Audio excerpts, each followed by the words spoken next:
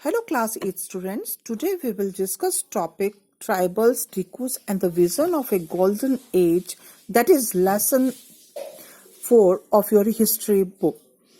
In 1895, a man named Birsa was seen roaming the forest and village of Chota Nagpur in Bihar. एक जो person है उसका नाम बिरसा है, वो बिहार में जो छोटा नागपुर एरिया है उसमें उसके जंगलों और गांव में घूमता हुआ बिरसा नाम का आदमी लोगों ने देखा. ही वॉज रॉमिंग, मतलब घूम रहा था.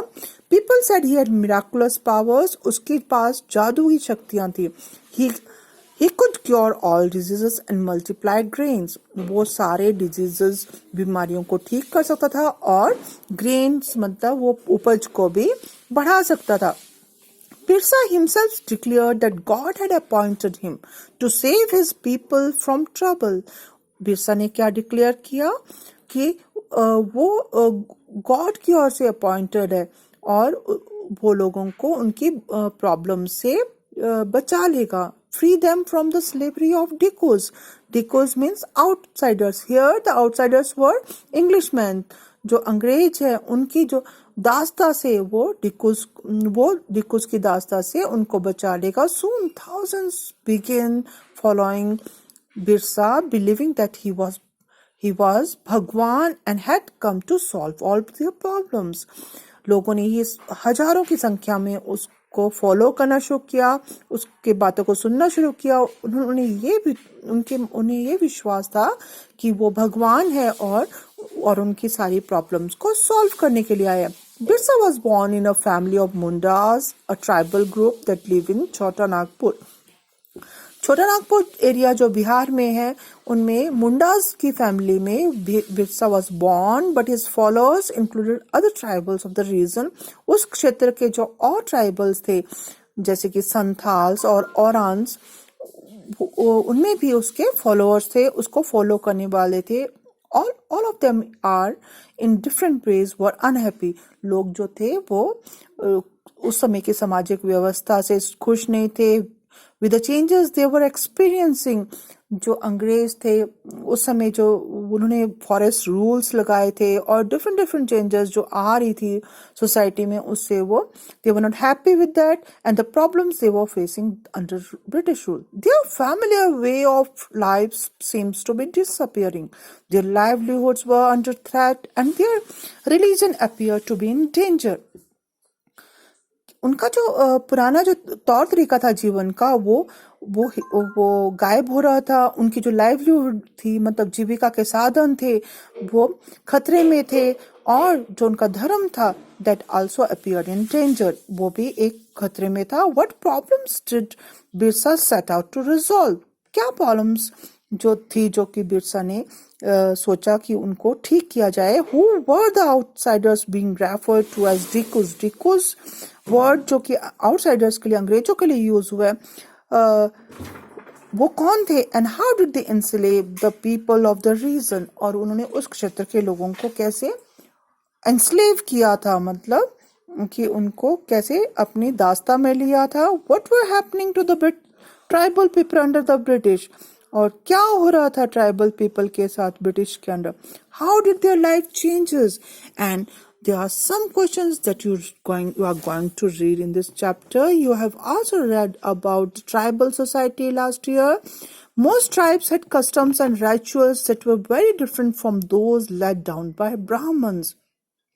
ये जो समाज है, ट्राइबल सोसाइटीज हैं, जो बहुत सारी जातियों की जो समाज है, ये इनके जो कस्टम्स हैं, रीति रिवाज हैं, ये ब्राह्मण्स के रीति रिवाज से बहुत ज्यादा अलग हैं. These societies also didn't have the sharp social division. उनके बीच में सामाजिक भेद नहीं है. That were characteristics of the caste society, जो हमारा जो वर्ण व्यवस्था है जिसमें कि ब्राह्मण, क्षत्रिय, शूद्र जो कास्ट में डिवाइडेड है, वो इसका इनमें नहीं है. All those who are belonging to the same tribe thought of themselves as sharing common ties of kinship. जो भी सेम ट्राइब के हैं, सेम जाति के हैं, वो एक भ्रातृवाद, किनशिप मतलब भ्रातृवाद के तौर पे एक दूसरे से जुड़े हुए हैं. That means this doesn't mean that there were no social and economic differences between the tribes. उनके बीच में सामाजिक और आर्थिक भेदभाव नहीं है.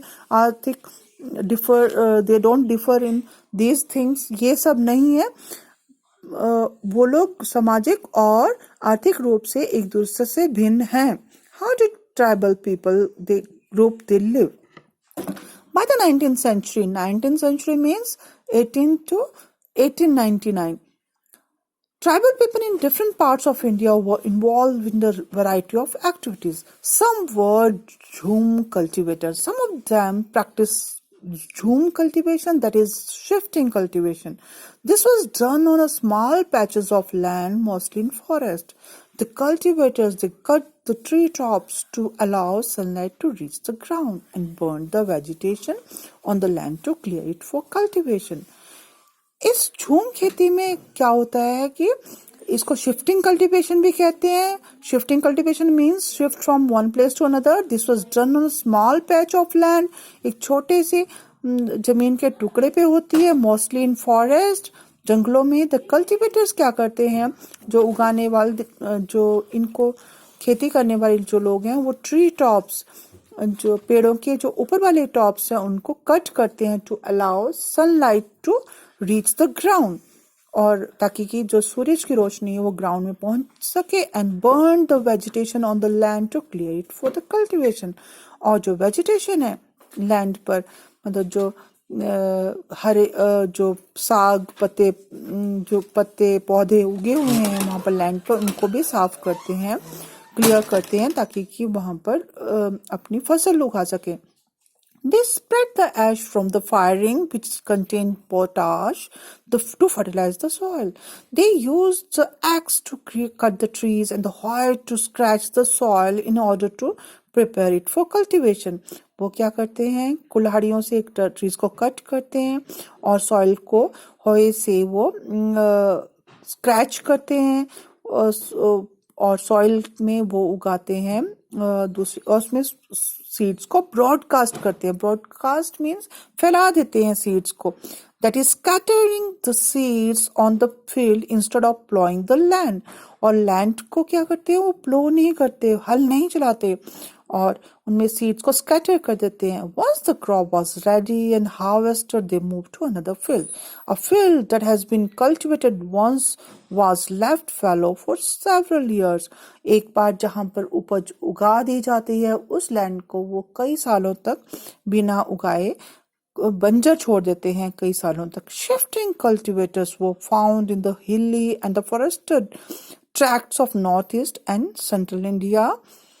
उत्तर पूर्वी और भारत के मध्य भारत में ये पाए जाते हैं. इस टाइप की कल्टीवेशन पाई जाती है. The lives of these tribal people depended on free movement within forest and on being able to use the land and forest for growing their crops. That is the only way that they could practice shifting cultivation. Some were hunters and gatherers. In many regions, tribal peoples lived by hunting animals and gathering forest produce. जंगलों की जो उपज होती है उसको इकट्ठा करना और एनिमल्स को हंट करना, शिकार करके उन पर डिपेंड रहना, ये ट्राइबल पीपल का मोस्टली ऑक्यूपेशन है. They saw forest as essential for survival. वो अपनी जीविका के लिए उन पर फॉरेस्ट पर डिपेंड करते हैं. The cons of such community living in the forest of Orissa में जो कॉन्स हैं, they regularly went out on collective hunt. इकट्ठे मिलकर वो शिकार पे जाते हैं and then divided the meat among themselves. They ate fruits, nuts, roots collected from the forest and cooked food with the oil they extracted from the seeds of the साल और महुआ. साल और महुआ जो ट्री है, उनके जो सीड्स होते हैं उनमें से ऑयल निकाल करके उसके ऑयल में वो फूड को कुक करते हैं and they used to have their meals. They used many forest shrubs and herbs for medicinal purposes and sold forest produce in the local market. जो वहाँ का लोकल मार्केट है वहाँ पर फॉरेस्ट के प्रोड्यूस को वो सेल करते हैं. The local weavers and the leather workers turned out turned to the corns when they needed supplies of kusum and palash flowers to colour their clothes and leather. जो वहाँ के जो वीवर्स हैं, बुनकर हैं, और जो लेदर वर्कर हैं, जो लेदर पर काम करते हैं, उसके जो वो लोग सारे इन ट्राइब्स के लोग पीपल से क्या लेते हैं, कुसुम और पलाश के फ्लावर्स को लेते हैं ताकि वो अपने क्लोथ्स या लेदर को, चमड़े को कलर कर सकें। From where did these forest people get their supplies of rice and other grains? Rice और grains कहाँ से मिलते हैं? At times they exchanged goods, getting what they needed in return for their valuable forest produce. अपनी forest produce को बेच करके वो exchange में उसके exchange में ये rice और grains लेते हैं। At other times they bought goods with the small amount of earning they had. जो उनकी जो earning होती है, जो वो पाते हैं अपनी चीज़ों को बेचने के बाद, तो उससे वही सारी चीज़ें, अपनी ज़रूरत की चीज़ें खरीदते हैं। Some of them did odd jobs in the village, carrying loads or building roads etc. वो मजदूरों की तरह रोड्स बिल्डिंग वगैरह का भी काम करते हैं या फिर सामान उठाने का भी काम करते हैं। while others laborers in the field of peasants and farmers. किसानों के खेतों में भी वो लेबरर की तरह, मजदूर की तरह काम करते हैं। जब फॉरेस्ट जंगलों में सप्लाई कम हो जाती है, when supplies of forest produce shrank, कम हो जाती है, tribal people had to increasingly wander around in search of work as laborers. जैसे कि beggars of central India, they were reluctant to work for others.